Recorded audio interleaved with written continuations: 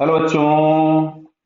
यहां लिखा है a small ball thrown at an initial velocity of 25 meter per second directed at an angle 37 above the horizontal collides elastically with a vertical massive wall moving with uniform horizontal velocity u by 5 towards the ball. After collision with the ball returns to the point where it thrown. ठीक है। Determine the time t from the beginning of the motion when the ball collides with the wall। Clear है। अब सुनो, सबसे पहले तो यहाँ पे ये समझो, ये वापस वही मतलब ग्राउंड से ग्राउंड पे ही लौट आई, तो इसके वर्टिकल कंपोनेंट में कोई चेंज हुआ नहीं बिकॉज कोलिजन हुए हॉरिजॉन्टल में। तो वर्टिकल कंपोनेंट जो जैसा था कोई चेंज नहीं हुआ। ये मत समझना कि ग्रेविटी नहीं लग रही, ग्रेविटी स्टिल लग रही है। मतलब जैसे पहले वेरिएशन होते थे अभी भी वेरिएशन वैसे ही है, तो जो टाइम ऑफ फ्लाइट होगा वो उतना ही रहेगा। तो टाइम ऑफ फ्लाइट हम लोगों ने पढ़ा था 2u साइन थीटा बाई जी, पढ़ा था क्या हम लोगों ने। तो यहां से हम इस t को निकालने, तो हमारे पास आ रहा है 2/10, u बराबर दिया था 25, साइन थीटा हमारे पास हो जाएगा 3/5। क्लियर है।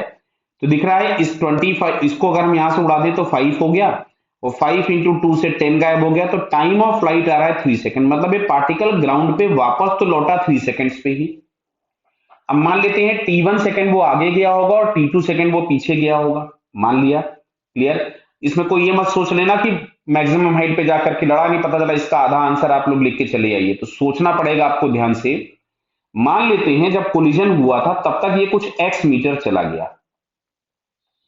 अच्छा, अगर ये x मीटर गया है तो इसको x मीटर जाने में एक समय लगा होगा t1, और t1 को डायरेक्टली हम लिख सकते थे डिस्टेंस अपॉन स्पीड। ऐसा क्यों लिख सकते थे सर? ऐसा क्यों लिख सकते थे? बिकॉज हॉरिजॉन्टल डायरेक्शन की वेलोसिटी में कोई भी चेंज नहीं होता है, इसलिए हम ऐसा लिख सकते थे, क्योंकि हॉरिजॉन्टल में एक्सेलरेशन जीरो होता है, जब तक कोलिजन नहीं हुआ तब तक कोई चेंज नहीं होगा। क्लियर। अच्छा, वो लौटेगा टी टू टाइम में। अच्छा, लौटना उसको एक्स डिस्टेंस ही, क्योंकि जितना गया था उतना ही वापस लौटेगा। लौटते समय हम मान लेते हैं कि इसकी वेलोसिटी कुछ भी हो जाती है v1, बॉल की वेलोसिटी हो जाती है v1। अब v1 हम निकालेंगे कोएफिशिएंट ऑफ रेस्टिट्यूशन से। तो अब अच्छा देखो, कोलिजन के पहले जो वेलोसिटी थी वो आपके पास थी u cos theta plus u/5, because both are moving in opposite direction. अच्छा, कोलिजन के बाद हमने पार्टिकल की वेलोसिटी v1 लिखी, तो क्या मैं इसको v1 और माइनस u/5 लिख दूं? भाई वॉल की वेलोसिटी में कोई चेंज नहीं होगा। इमेजिन करो एक ट्रक जा रहा था और उससे एक प्लास्टिक की गेंद लड़ जाए, तो क्या ट्रक उलट जाएगा या ट्रक वैसा ही चलता रहेगा? प्लास्टिक की जो बॉल होगी उसकी वेलोसिटी चेंज होगी। तो छोटे पार्टिकल की वेलोसिटी चेंज होती, बड़े वाले में कोई चेंज नहीं। ये माइनस क्यों लगा दिया? हम लोगों ने मान लिया कि कोलिजन के बाद बॉल इस तरफ में किसी v1 से जा रही है और ये u/5 से आ रहा, तो रिलेटिव वेलोसिटी हमको लिखनी थी। कोलिजन इलास्टिक था तो 1 कर दिया हम लोगों ने। हम लोग इंटरेस्टेड है v1 फाइंड करने में, तो यहां से हमारे पास आ रहा है v1 u/5 is equals to u cos theta plus u/5। Clear है। तो देखो यहां से हम लोगों के पास है जो v1 इज इक्वल्स टू आ रहा है, दिस इज 2u/5, उधर ले गए प्लस हो गया, प्लस u cos थीटा। देखो u हम लोगों को दिया है, तो जरा हम इसको सॉल्व कर लेते हैं। u दिया था 25, तो 2/5 इंटू 25 प्लस 25 cos थीटा की जगह हम लोग लिख सकते थे 4/5, तो इससे चला गया 5 टाइम्स, यहां भी ये चला गया 5 टाइम्स, तो 5 इंटू 4 20, 20 प्लस 10 हम लोगों के पास हो गया 30 मीटर पर सेकेंड। मतलब वो लौटा कितने से? 30 मीटर पर सेकेंड से। क्या क्लियर है बताइए? तो अब देखो यहां से क्या हम लिख सकते थे कि जो जाने में टाइम लगा और आने में टाइम लगा वो टाइम ऑफ फ्लाइट के बराबर होगा। मतलब यहां से हम लोग खूब आराम से लिख सकते थे t1 plus t2 is equals to 3।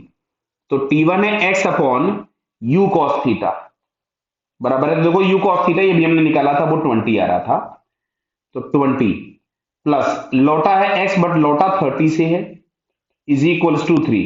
तो इसमें से अपन एक काम करते हैं, 60 एलसीएम ले लेते हैं, तो ये मिला 3x plus 2x is equals to 3, तो 5x is equals to 3 into 60। इसको यहां से अगर हम उड़ा दें तो 12 टाइम्स आ गया। क्लियर है ना? कुछ गड़बड़ तो नहीं कर दिया ना? देख लेना भाई। हाँ, x बराबर आ गया 36, x बराबर आ गया 36 मीटर। और टाइम ऑफ कोलिजन जो आपसे पूछा गया था कि पहली बार जब वो लड़ा है, दैट इज t1। समझ में आ रहा है ना? वो जो टाइम हम लोगों के पास है वो t1 है, तो यहां से अगर हम t1 फाइंड करेंगे तो t1 इज इक्वल टू हो गया 36, और यू कॉस थीटा आ रहा था 20। तो ये सॉल्व करके हमारे पास आता है 1.8 सेकेंड। क्लियर है? देख लीजिए, ये half of the time of light नहीं है। और ये लॉजिक आपको समझ में आना चाहिए कि half of the time of light नहीं होगा, क्यों? क्योंकि कोलिजन के बाद पार्टिकल का हॉरिजॉन्टल कंपोनेंट बढ़ जाने वाला था। Clear? So correct answer is 1.8 seconds. Clear बेटा? Okay, all the best.